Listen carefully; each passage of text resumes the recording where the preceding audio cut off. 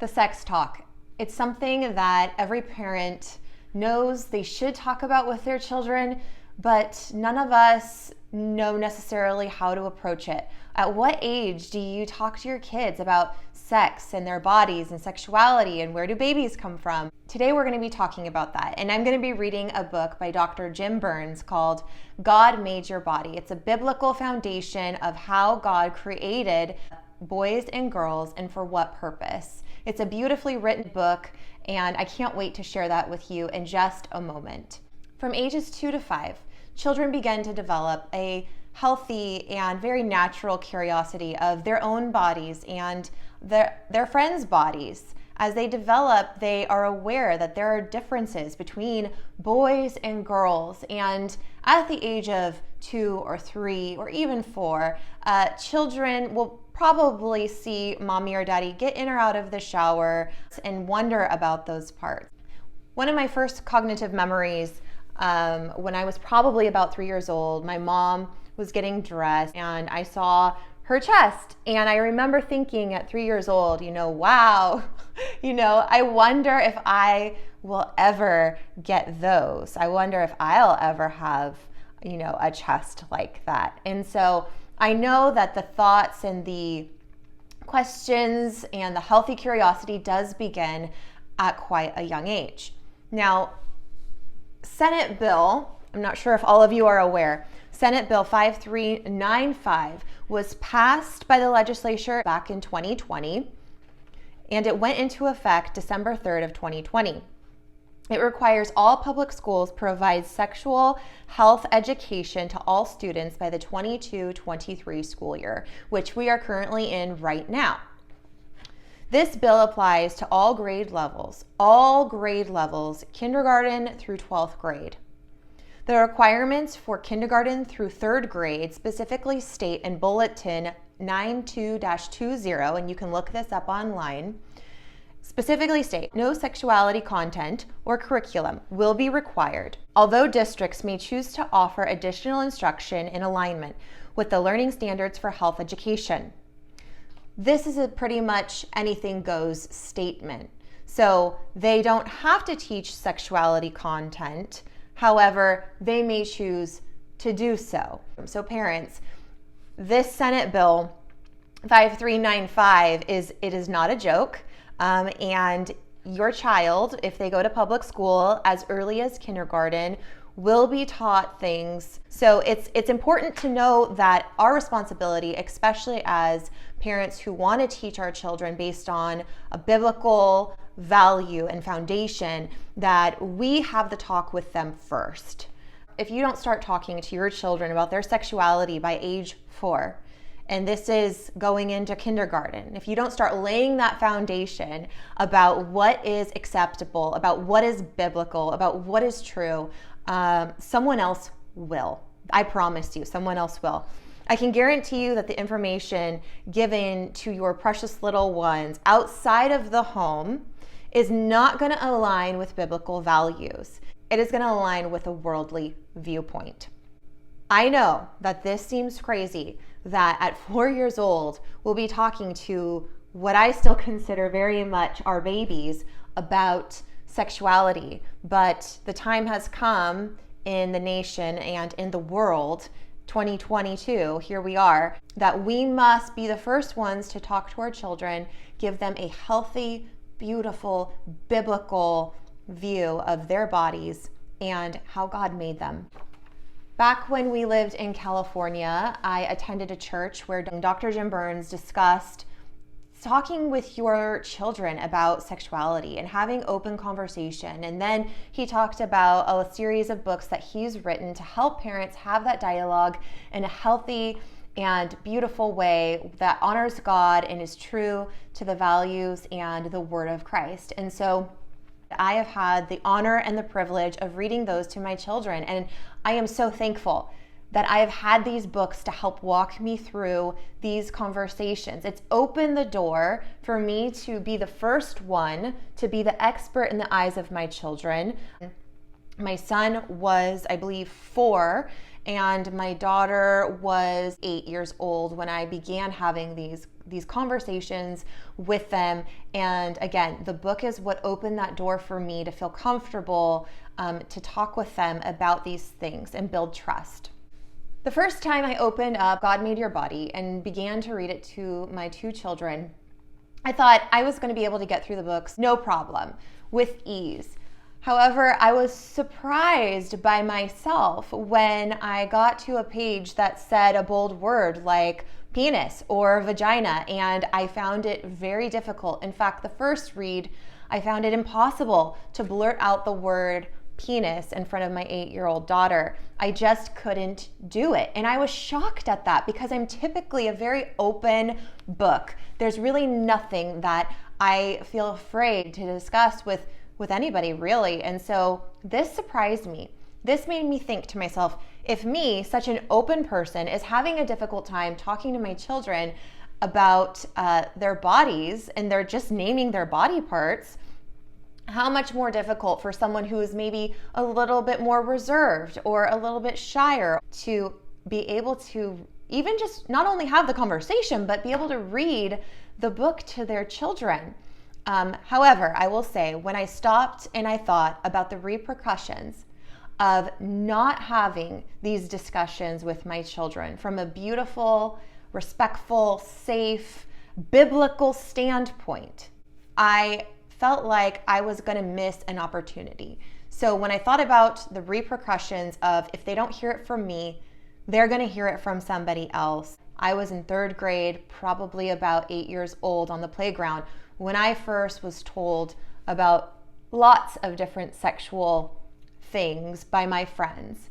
And I didn't want that same experience for my kids. I wanted them to know that it was safe to talk about their bodies and sex and where babies come from with mom or with dad, that they could trust us because we've already had these conversations, that it wasn't icky or weird or scary, but that we could talk about anything when it comes to sex. So when I considered all things, the next evening I picked up his book again, and by golly, we got through it. Parents, grandparents, aunts, uncles, guardians, I encourage you to do 2 things today.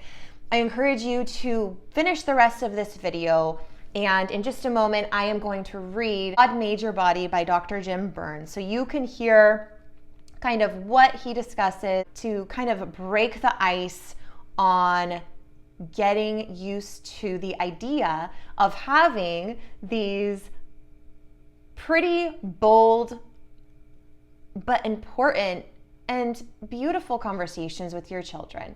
The second thing I'd ask you to do is go online and type in God Made Your Body by Dr. Jim Burns and purchase a copy of his book.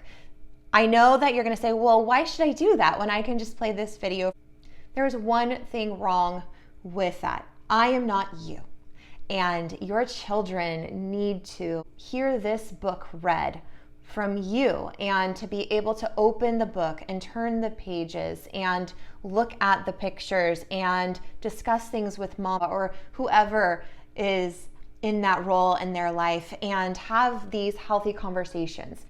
It's been said that whoever tells children about sex or sexuality, that person becomes their expert. It's the person or the group that they will continue to go back to when they have questions or need advice. So parents, it's another reason why it's so critical at age 4, you begin to have the discussion and open that door. Like I read to you previously, Senate Bill 5395, which is currently in effect as of this school year.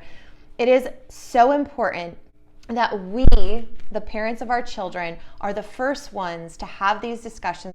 We can't hide our children from what the schools are going to teach, but we can teach them first. We can be the expert. We can build that trust and that loving foundation and relationship with them to where they know where they can come to get the truth.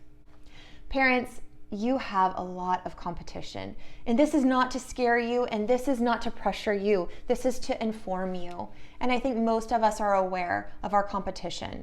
Our competition lies in friends, in social media, TV, music, movies. It lies in the public school system. Whoever can get to your little one first will saturate their mind with their beliefs. So let's be the first ones to get there. Let's be the first ones to love on our children and to tell them the truth from the Bible. Let's be the ones to pour into their life to make sure that they have a healthy and respectful viewpoint of their bodies and others. Studies show that in order for a child to remember something, they must review it a minimum of 30 times. So when you purchase this book, I would encourage you, don't just read it to them once or twice. Read it to them once every couple of months. Have discussion with them. If you lovingly and respectfully open that door when they are young, they will come to you when other questions come up. All right, now for the moment that I've promised, I am going to read God Made Your Body by Dr. Jim Burns. God made boys and God made girls. God made all shapes and sizes. He created all colors and languages. God made you.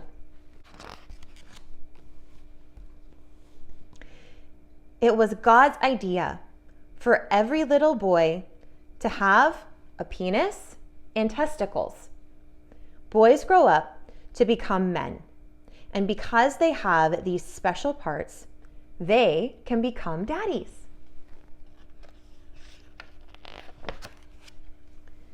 To every little girl, God gave a vagina and a womb. Little girls grow up to become women, and because they have these special parts in their bodies, they can become mommies.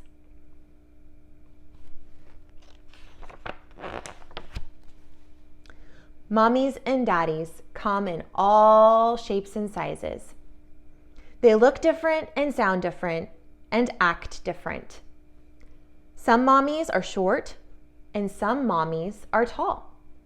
Some daddies have bushy brown hair and some have none at all. Some mommies are good at fixing things or making an owie feel better. Some daddies like to cook or ride a bike with you.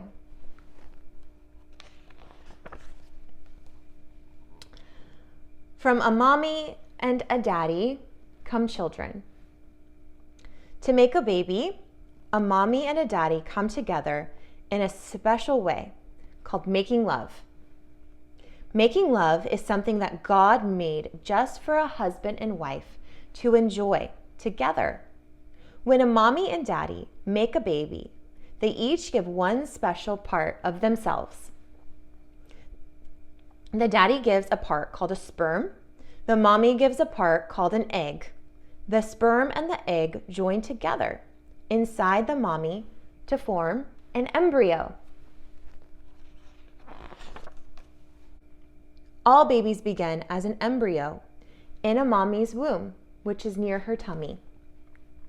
A baby grows and grows inside the mommy's womb, and the mommy's tummy grows and grows to make room for the baby.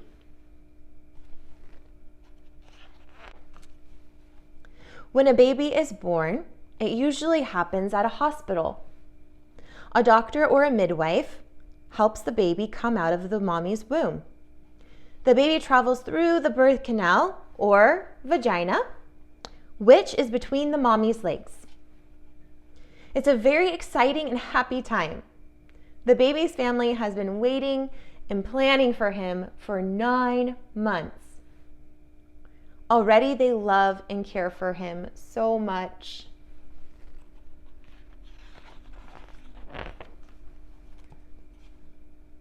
God loves you so much that He puts you in a family. Most of the time, babies are born into their families. Sometimes, babies are adopted into their families. Adoption happens when a child can't stay with his birth mother or father. The birth parents lovingly choose to have someone else raise the child. Another family wants to love that baby as their own, so he becomes a part of that family. No matter how you came to your family, you are God's special gift to them. Families are special. Little boys and little girls are special. You are special. God created you just as He wanted you to be. Thank you, God, for making boys and girls and mommies and daddies. Thank you for making my body. Thank you for making me.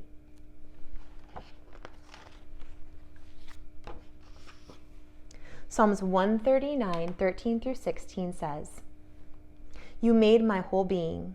You formed me in my mother's body. I praise you because you made me in an amazing and wonderful way.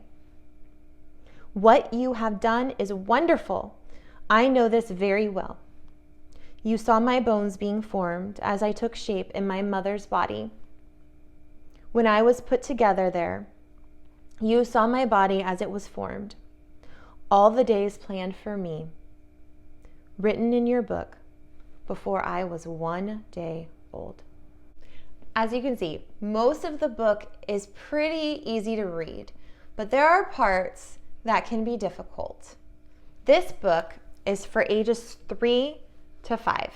Dr. Jim Burns also wrote another beautiful book called How God Makes Babies. That book is for ages 6 to 9, and it is an amazing book. It explains sex in a godly and beautiful way. Click subscribe so you can find the reading of How God Makes Babies. Thanks so much.